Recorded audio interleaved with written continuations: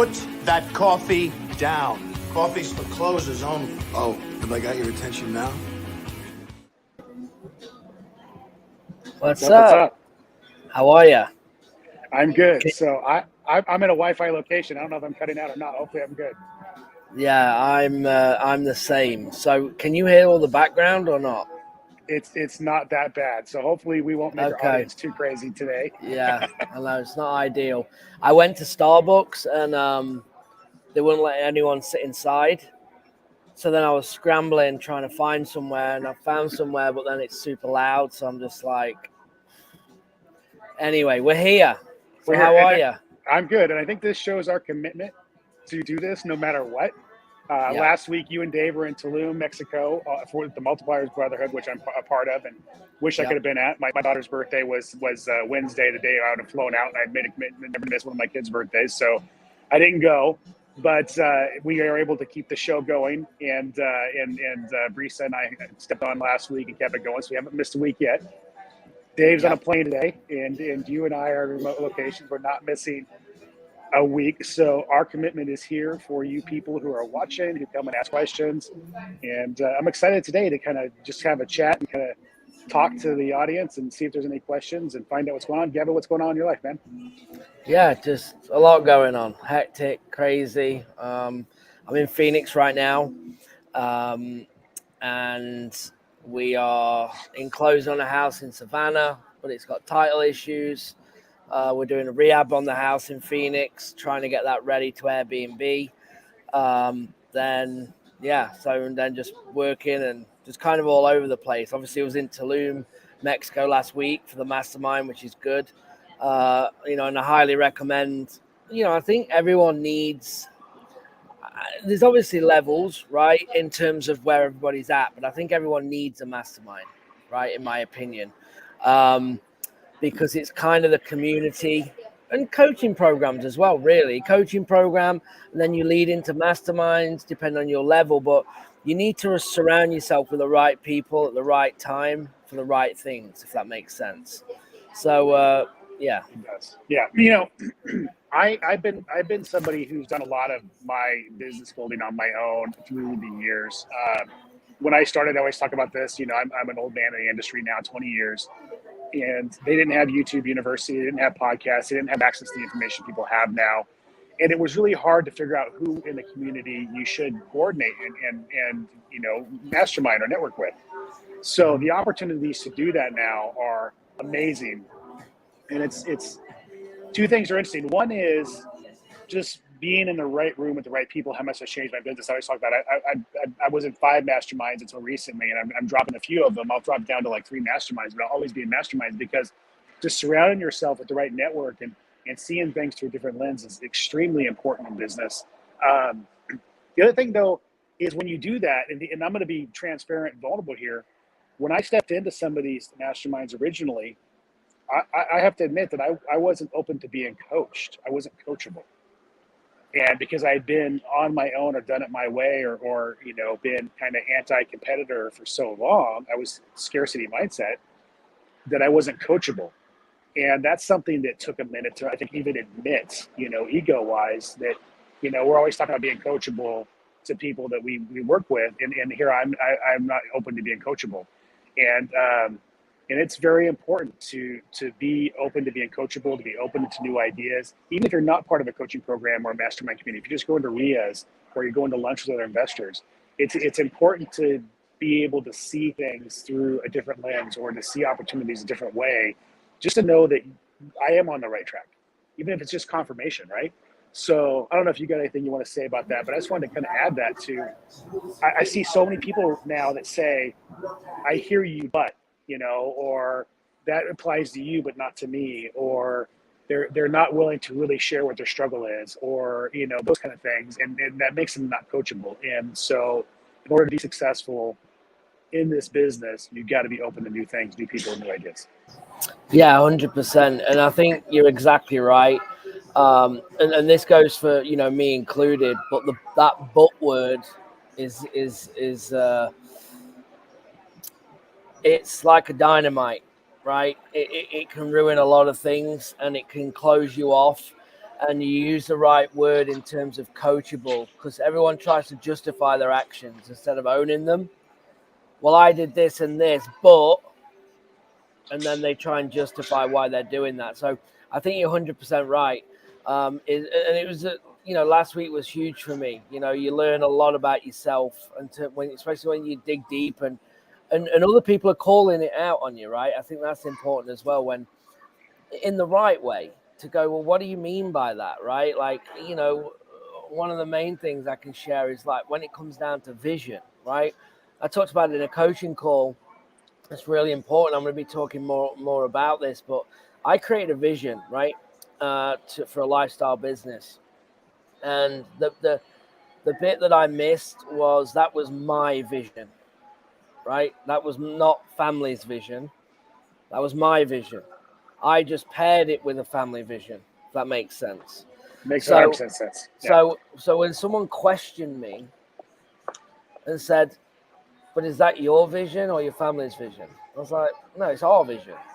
And I didn't ask you that. Is that like your family's vision or your vision? And then I started to think, and I was like, "It's my vision. I don't know what their vision is. I have no idea." Right? And then you can start looking and kind of like, wow, like, and the realization hits, right? And but that's all about growing, developing as a person. And as you said, putting the ego aside. We have in these masterminds, a lot of successful people are in there. A lot of successful people making a lot of money, people making way more money than me, right? And but it's quite unique when things get real, and it's good because we're in this box as entrepreneurs, right? We're wired a little different, and no, unless you're an We're broken. entrepreneur. We're broken. Go ahead. Yeah. We're broken. Yeah, but no one knows until you meet another entrepreneur. Only do Right. you go. You don't even need to talk, and you go. Yeah, I know. Yeah. We all know, and we just have. It's like a code. You know what I mean? And people Right. watching this that are entrepreneurs are going to go, yeah, I know. And people that maybe are working jobs or they're not, or they're or on the an early version or an early vision of being an entrepreneur probably don't know yet, but you will know. And trying to get that balance is critical. I mean, there's just so many things that we could talk about on this. I think it's a good way to go because we have set in rooms with high level people, and when it gets real, it gets real. And a lot of the issue is they created a prison. We talk about it all the time. They created a business they didn't want, or like you said, they had a vision, but the family wasn't included, and you see the family is no longer in a good place, or in some cases, now some of these guys we've gotten to hang out with or divorced or getting divorced. And there's all these things that are going on because when I say we're broken, I say it tongue in cheek, but it's true. I mean, we're risk adverse, so we take chances that normal human being won't take as an entrepreneur. We're very driven, so usually when we have a win, we don't celebrate the win. It's just on to the next challenge. And then we're very great. Most entrepreneurs, myself, being one of them, we're great at compartmentalizing. So we don't always stop and feel the pain of something, or feel the loss, or feel, even like I said, the win. We just put it in a box and pack it away and move on to the next challenge.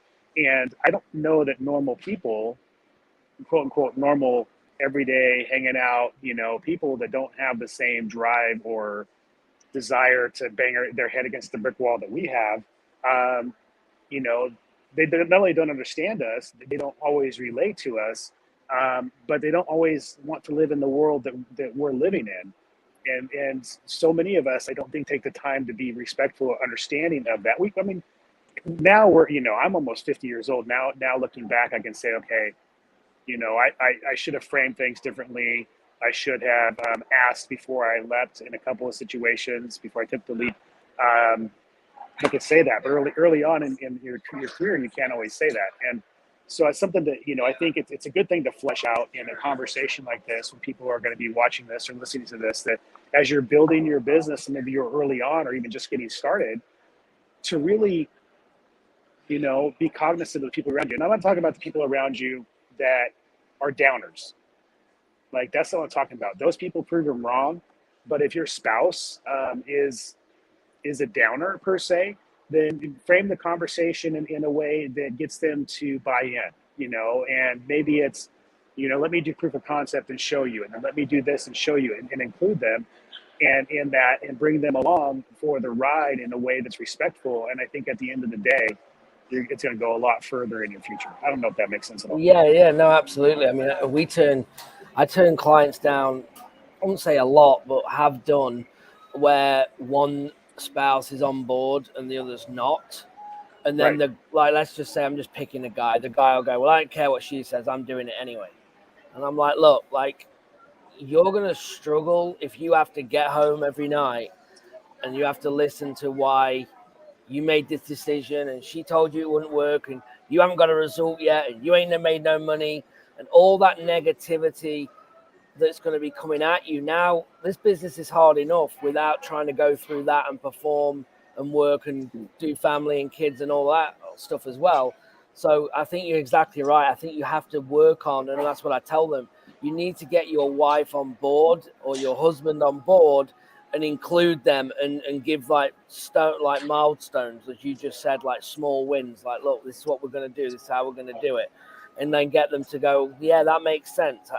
All right, I know, I'm more clear now, and to be able to start that journey. So I agree with you 100%. Yeah, so crazy times. Don't need this to be a Debbie Downer week. Definitely something to hit on. It's something I think it's front of mind for a lot of us right now. Just kind of watching, our own businesses, watching what's going on in other people's businesses, and the conversation resonates the same. At the end of the day, are we celebrating wins? Are we including the people that are closest to us in these wins or in these decisions? Do we have the business and the life that we want? Right now I stepped out of Sean McCloskey's business vision conference. This is the second one I've been to, because it's something that it's important. It's like, does your business match your life? Does it match the vision that you have? Does it give you the life that you want? A lot of us think, well, I got to sacrifice my life to have this business, and I'm going to work 100 hours a week and blah, blah, blah. And his whole argument is, no, like, sit down and visualize and pick out the life that you want and build your business around it so that it serves it, not the other way around. And so many people get into this, especially as an entrepreneur, when you have the freedom of choice, and they build their life around their business to serve their business. And they end up with something at the end of the day that's not the reason why we got into this, which is freedom. And so I think it's an important topic for sure. 100%. And again, the entrepreneur is to work harder, right? To work harder, and continue to work harder. And it's difficult. You have to really work on it. You have to really work on, and again, some of the shares in the group from last week, and I won't say who they are, but like turning your phone off, right? Putting your phone in another room. One of the guys I thought was really good. He went and got a burner phone, and only like 2 people in his team had the number, and it was only to be called in an emergency. So anything from after 5 o'clock in the evening and at weekends, his phone's off to everybody else. So, you just have to put them things in place, because we can't, it's like we can't control ourselves. You could be at dinner and you're checking emails and you don't even know you're doing it, and you're doing it. Or text it, or you're trying to answer this, or you're trying to do that, or deals going south, and you're like, oh, you're getting out of bed to go and talk to an investor. We just know. We could go on and on and on, and this is just this is just reality. And I think what everyone needs to do is think, me doing this right now, is it going to change anything if I do it right now, or in the morning, or in an hour, or in 15 minutes? And the reality is 99% of the time is no. It isn't going to change if you do it now. You're right. And if you can't turn your phone off for 30 minutes or an hour for dinner, there's a problem in your business. You don't have the business you used to have. And literally, it's funny we're talking about this, because Texas Day Brazil is my it's my nemesis and my pleasure. I'm a meat guy. So, my daughter and my son will go with me. That's our thing. We'll go to Texas, Brazil once every 3 months or something like that. And we were going a couple weeks ago, and I told my son, I looked at my son, and my daughter likes to get on and watch videos on the phone while we're at dinner. And I said, no phones. And my son called me out. He's like, yeah, you say that, but then you get on your phone. And so I stuck my phone in my pocket, and I left that damn thing in my pocket the entire dinner, no matter what happened. And I constantly have alerts to my phone's going off in my pocket, and I didn't touch it. And it was a great experience. I mean, it was really a great experience. We had conversation, we laughed, we enjoyed ourselves, and that's what matters. That's what we're doing this for, right? And so it was cool to kind of just be reminded of that, even myself, not following rules and needing to do so. So, Yep. I don't know, man. It's and then one more thing I want to hit, so we can hit on the topic of what we do here, which is closing. I closed. I was at our mastermind meeting a couple weeks ago, and I was dealing with the seller. It was a high-end property, so I was on the phone with the seller, just kind of making sure it came to the finish line. It's going to be a 6-figure assignment for us. Should have closed next Monday, and I realized I closed that one, and then I worked on something else, and I realized something too is I love closing, and I've been out of that and not feeling alive, I think, in my business for a little while, even though I've had some great things happen. And so make sure that when you're building your business, I guess if we're on the giving advice here, take an assessment of what you really want to do in your business and things you love in your business, and don't necessarily take yourself out of that seat. Because I felt I was driving home one day, I was like, my heart is pumping. This is why I do this. I'm a closer. Yep, absolutely. You're 100%. Again, it's like when you start outsourcing and the systems and the deals and things are working without you, it actually that's what we want, but then it leaves a massive hole to fulfill. Right. Because of all the things that we do as an entrepreneur. And it takes you have to be really strong, and you have to be super disciplined, and you need to identify that and really work on it. You really have to work on it to be able to, not do them things. Like you just said, when I remember when I was just on the phone for 12 hours a day and then finally got someone on the phone for me, it was just like a relief, but then scared to death at the same time, because now what am I going to do, and and it was brutal. And then you just get anxious, and and it's something that you just have to, work through. But I think, again, solid advice where people need to do, focus on what you're good at and outsource your weaknesses. Look who it is. Is it? Do we have Dodge? Oh my goodness. We can't hear you. We can see you. Oh, he's on a plane. You're not in the air. Are you in the air? No. Okay, he's taking off. He's taking off. That's awesome. Well, at least you're not lying to us, and you really are on a plane. I'm in your town, Dodge. I'm sitting here in St. Louis. You're not here, man. What's going on? I know you can't say anything. Hello. That's great. All right. Well, anyway, I don't know what he was saying, but that was funny. I don't even know where he is going.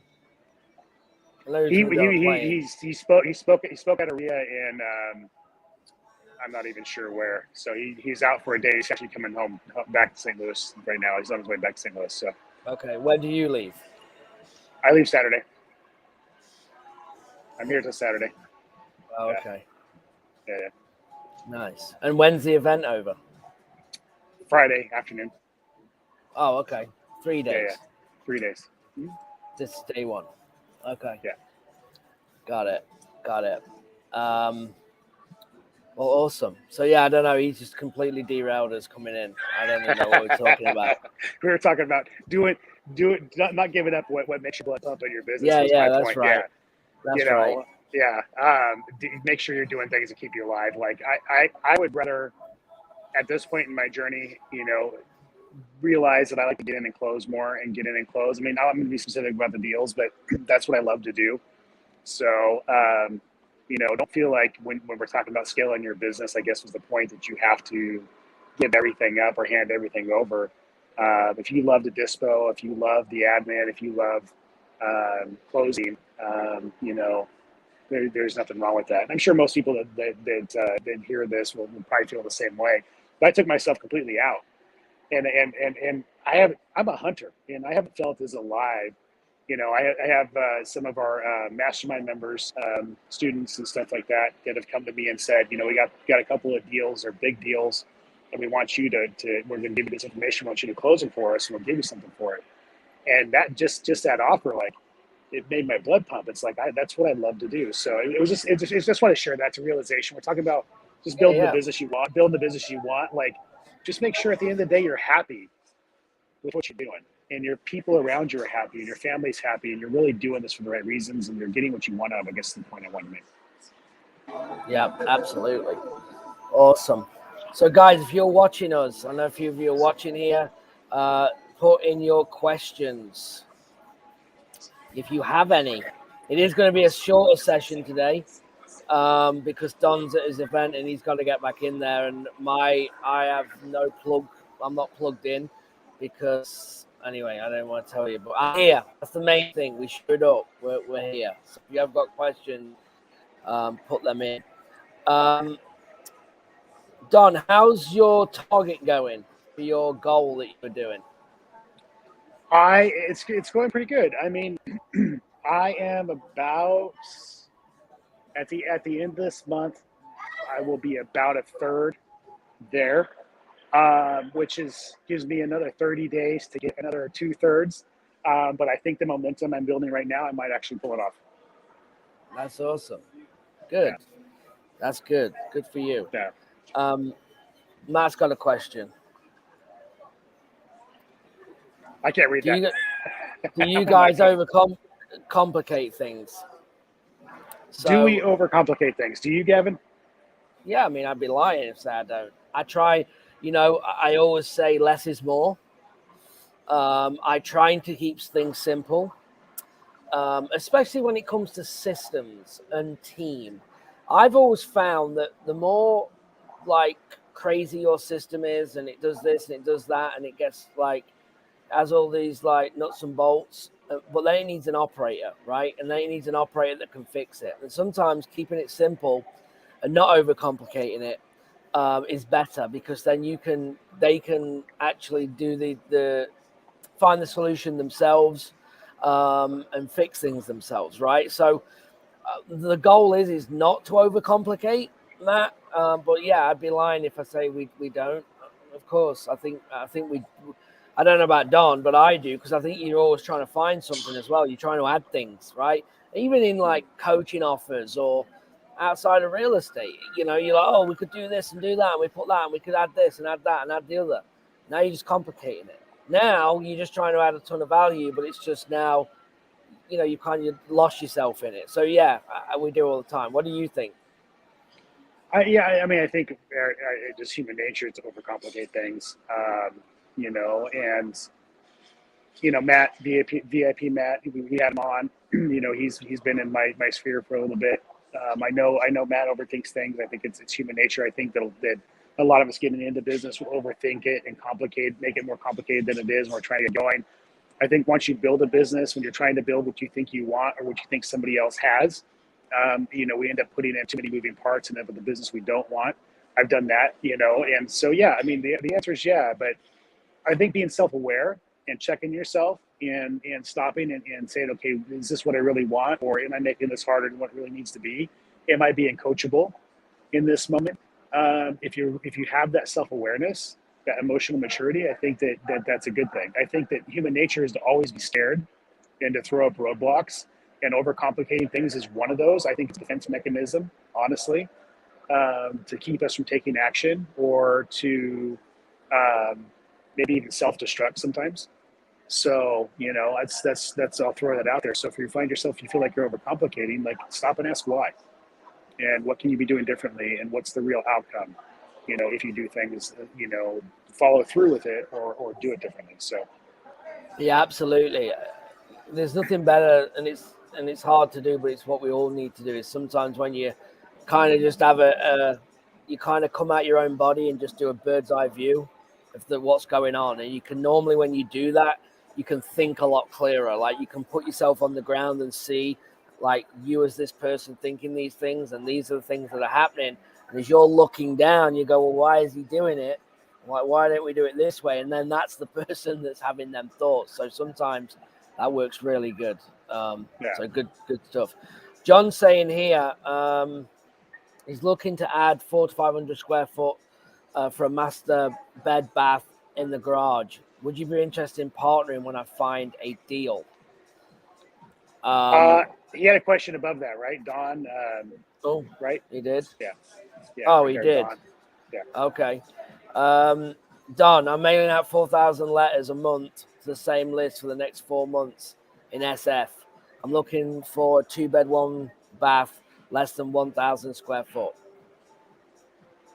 And then he's looking to do an addition. San Francisco is its own beast. I mean, I'd be interested in looking at whatever deal it is you find and having a conversation about it. There's different areas of the Bay Area that are less challenging than others. San Francisco, you got to basically pull a permit to paint the property.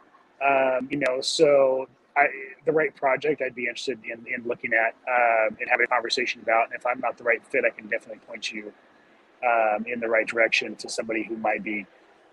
When you get into some of the other areas of the Bay Area, where adding square footage, increases the value of the property significantly, then, that don't have the same kind of challenges San Francisco has, then I'd be definitely excited to have the conversation. But for the right property in San Francisco, I'd be willing to take a look at it for sure.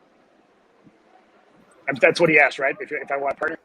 So, I think he was just saying, absolutely. Awesome. Matt said here, great advice. We don't have any other questions right now, guys. Any last questions? Oh, we do. Hold on, my mouse isn't working. There you go. I contacted the DBI, and they said that it's 3 to 5 days over-the-counter permit process. Should increase value by 500K, in my opinion. So I guess, John, is this something that you've already got under contract, I guess?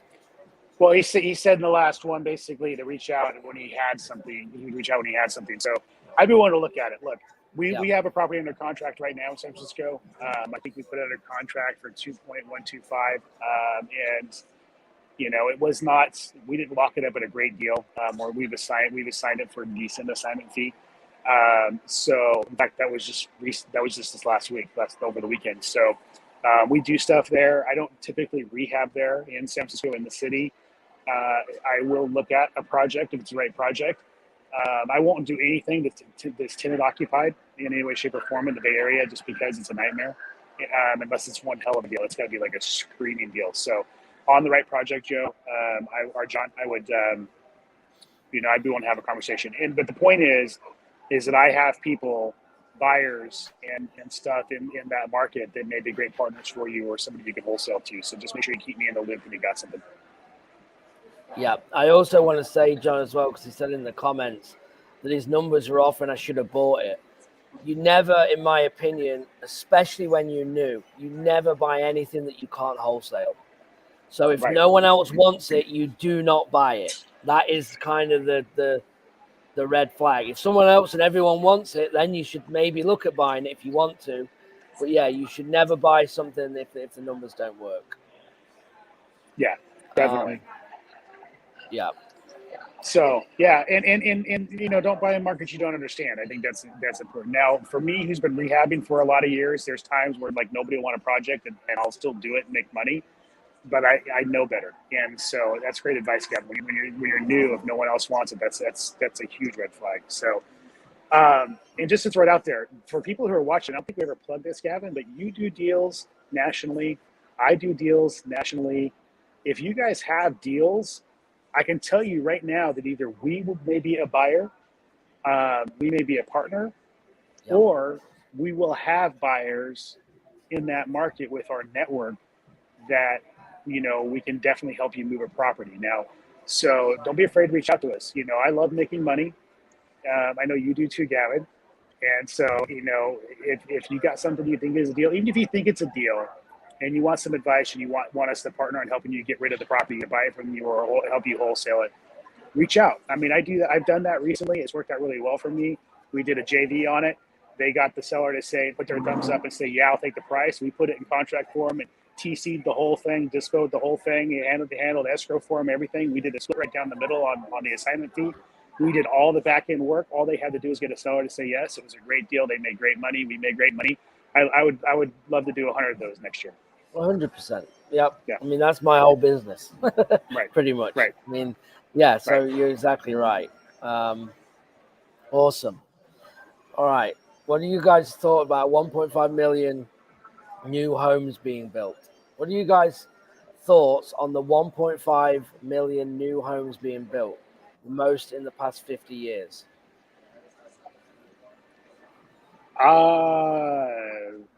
Is that? Yeah, I don't know where that's coming from either. Yeah. I don't know where that stat's coming from. Yeah. So yeah, I know right now that they can't build them fast enough to keep up with demand, and the second they can, we're gonna definitely see a shift in the market. Right now with supply chain issues, permit issues, and all kinds of other issues that you're running into in municipalities, builders cannot keep up with demand. In 2008, 2006, 2003, 4, and 5, they couldn't keep up with demand, and but they were able to move a lot faster because they didn't have the supply chain issues. And once they caught up with demand and interest rates went up as well, kind of at the same time, that's what dropped the market. Right now, I think demand will still be strong. It's hard to say for sure, what's going to change that, but builders aren't able to keep up. So unless interest rates get up kind of crazy, I think demand will stay strong. So I don't know if that's what Matt was alluding to or not. Even with the pledge to build all these houses, you still have supply chain issues. You still have, worker shortages. You still have permit issues. You can't just decide you're going to build a house and pop one up. And that's, the challenges that are slowing things down right now, putting demand up. Yep, absolutely. All right, we got another question here from Tim. I have a question about rehabs. When using hard money loan, how does the rehab draws normally work? Do they do weekly inspections? That's going to depend on the hard money company and their policies. Some will do weekly inspections, some will do biweekly. It really generally what happens is you when you turn in, when you submit for your draw from that particular company, based on however their policy is, that's when they'll do their inspection. They don't just inspect to inspect. In my understanding, I don't use hard money, so just preface that. But my understanding is when you submit for your draw, they'll send whatever inspector out, or they'll have you submit pictures or whatever, and then they'll go ahead and okay the draw in that case. So that's how it typically works. Yep. And Yep, that's exactly how we've used it and how I understand it as well.